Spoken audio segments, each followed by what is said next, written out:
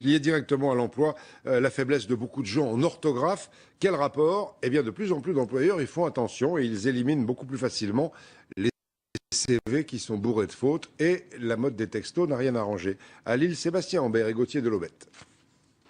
Dans cette salle de formation, plusieurs demandeurs d'emploi s'entraînent. Un entraînement un peu spécial puisqu'il s'agit pour beaucoup de réapprendre à bien écrire, c'est-à-dire à écrire sans faute d'orthographe. Les études sont déjà loin, le temps a fait son œuvre et l'orthographe a été un peu oubliée. La langue française, on sait qu'elle est très difficile, donc retenir toutes les règles de français, pas facile non plus.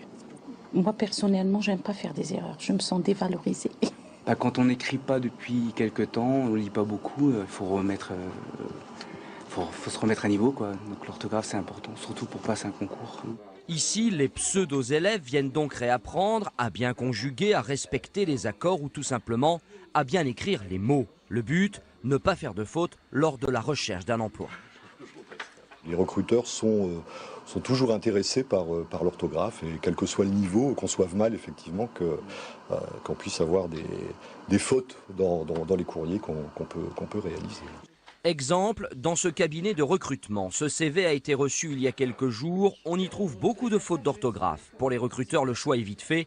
À deux profils identiques, ils choisiront celui qui fait le moins de fautes.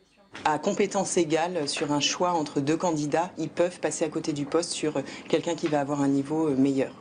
Du coup, certains veulent même passer une certification en orthographe, la certification Voltaire. C'est le cas de Sylvie, elle aussi à la recherche d'un emploi. Ce certificat montre que je sais rédiger, écrire, enfin c'est à peu près la même chose, mais sans faute de français, sans faute d'orthographe.